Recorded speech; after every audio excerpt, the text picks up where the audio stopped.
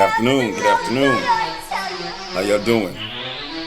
Got my little toy over here. I'm gonna work with this for the day. And as you can see, let's see if you can see this. Maybe you can't. There we go. Alright. That's gonna be the topic. And the topic is fraud upon the court. Okay? So it says, regardless of the standards that apply, it said what is clear that it is that fraud on the court requires a minimum, a showing of egregious conduct. Let me spell it out. egregious conduct, such as bribing a judge or fabrication of evidence by an attorney. Yet in a few courts, concealment of assets and findings and filing fraudulent documents may also constitute fraud on the court. Concealment of assets and filing fraudulent documents may also constitute fraud on the court. Technically, fraud on the court is done by the attorney who's offering the fraudulent evidence. We're going to go into the offices of the court, which would be the judge and the two attorneys, lawyers, counsels, representing both parties. The key factor in this one, we're going to talk about the attorney for the employer. Now, you got to understand this. If the employer is handing the attorney, oh, look at this guy. I'm going to use this guy's document. Use this stuff. If the employer is handing the attorney fraudulent information, right, such as fraudulent documents, you know that's inadmissible in the court. So technically, when the attorney goes over that information, finds it as fraud, he says, hey, you can't use this. All right, this is inadmissible information or inadmissible evidence. We can't use it. To do so by an attorney, right, will bring about the intrinsic fraud. Okay, because you're bringing about some fraudulent stuff, which goes to the heart. This will be the heart. This fraudulent evidence would be the heart of the intrinsic fraud. And the mere fact that the lawyer allowed it, they participated in submitting it into court as evidence under the evidentiary fact, if I'm correct. Fraudulent evidence is inadmissible. To do so, the attorney violates their lawyer's code of professionalism and responsibility. It would go to Canons 9. Because this is being fraudulent is an impropriety. To submit that fraudulent information, and it's an impropriety, under Canons 9, lawyers are to avoid impropriety, even the appearance of an impropriety. So if this looked like it was an impropriety, he or she is supposed to avoid it. The mere fact that the lawyers submitted the document, okay, you now tainting the court. It's now becoming fraud on the court. Okay, the lawyer is clearly violating their canons, which is Canons 9, which is so they must avoid the impropriety and even the appearance of impropriety. Now, to go further with it, it also falls on the Judicial Code of Conduct by an attorney, lawyer, or counsel, where that under that you will find under 3.3, which is their conduct within a tribunal, which is in a court. Okay, then the next one will be 4.1, which both of them is going to go under your truthfulness.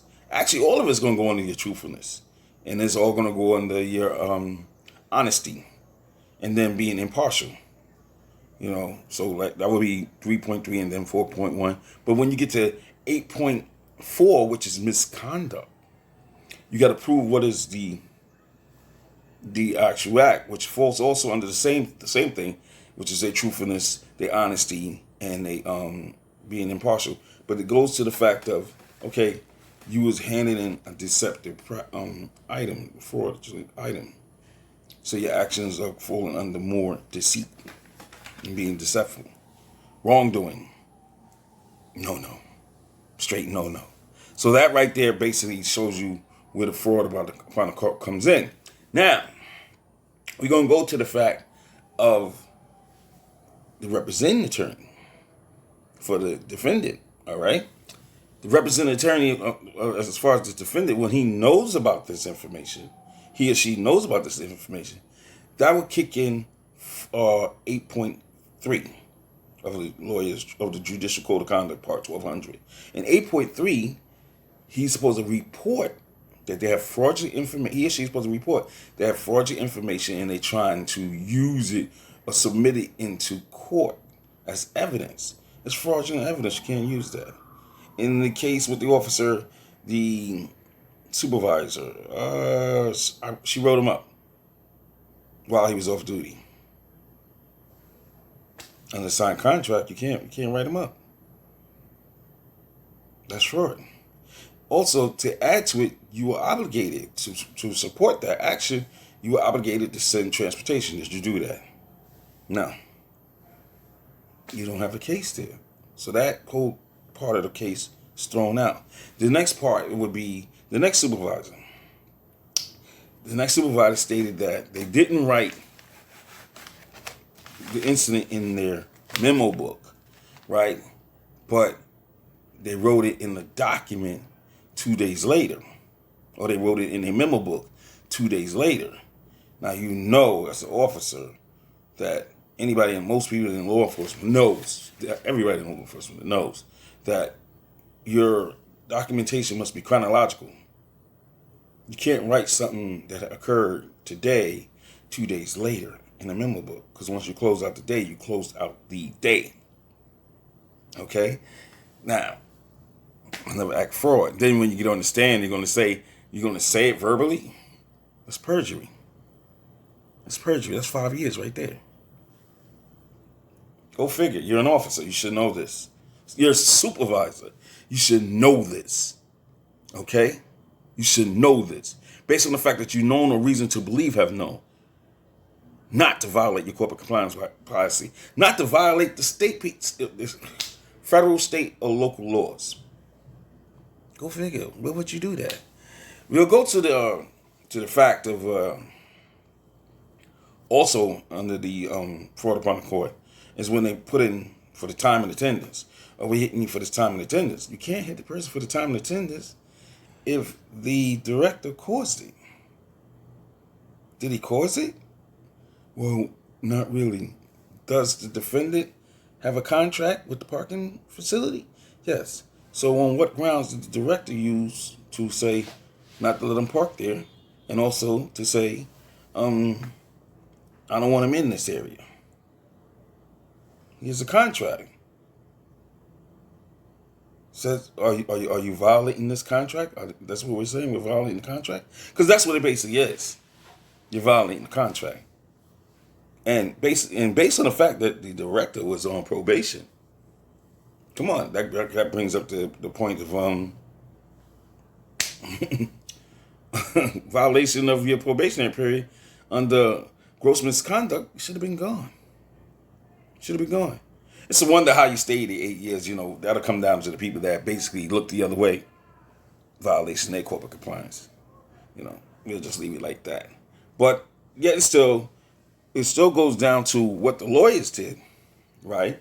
Because based on the fact that the lawyers knew, and even the judge, you can see that the information is fraudulent. So on that note, in this fraudulent information, to submit it, knowing that it's in violation of your canons, will bring about ultra-virus, which brings the fact that it's beyond your powers to do so. So why in the world would you do that? When you go beyond your powers, it's automatic misconduct, and with that misconduct, it goes to under the lawyers' judicial code of conduct, subsection 487, misconduct by an attorney or lawyer, class A misdemeanor. Now let's go even further. The further part is the actual judge, the administrative judge. Understand there's a difference. The administrative law judge who took on this particular case in the whole 9 yards, who basically didn't stand by his canons, his or her canons. Let's just say they didn't stand by their canons. When you didn't stand by your canons, under U.S. Judges Code of Professionalism and Responsibility, canons 2, you are to avoid improprieties and even the appearance of an impropriety. He's got the fraudulent stuff right there, and Your Honor, I'm gonna submit this to you. We're gonna use this. It's fraudulent documents. Yeah? And you're gonna use it? Yeah. Right there, it's like, no, it's supposed to be thrown out. The whole case is supposed to be thrown out. But you went ahead and went with it and then rendered a decision? Are you kidding me? Then delay the process so that no one can basically say, well, we're going to delay this whole process. The officers are not going to be given the opportunity to fight or truly fight. So that would bring up extrinsic fraud, right? Because you delayed the process and not giving them the opportunity to fight on that fraudulent information. So you dug yourself deeper in this hole. I don't understand. You're paid professionals. Truly don't understand. But we're going to roll with it and let it, we're going to let it run because this is what you did. Which brings about a question of those watchdogs. That would be Department of Investigations. Because once we talked about this and brought it out and the complaints have been filed in the whole 9 yards, it's not under Mayor Order 16, local Mayor Order number 16, his executive order number 16. Once this comes out and it's been reported, the corruption, the misconduct, the abuse of powers and authority, DOI supposed to get in. And if DOI don't want to do their part by getting in, doesn't that fall on PIB, Public Integrities Bureau? That's somewhere under the State Attorney General, right? And if they don't want to do it, you really don't want to go to the federal side of that. Not when a person has the documents. Not when they have the actual documents on what you did. Come on. I don't know what to tell you. I just tell you this. This homework is fabulous, man. I'm telling you. It is fabulous. And it's not hard when you could get one of these devices. And just go online and download all this information in PDF. All you gotta do is read. Read with understanding. There's no reason why no law enforcement officer who works for my former employer, who was harassed, who was targeted, who was bullied, can't do this same thing. It's just that easy. If you could write a summons, you could do this. It's that simple. I'm coming to the close of the time right now, but you know the real deal.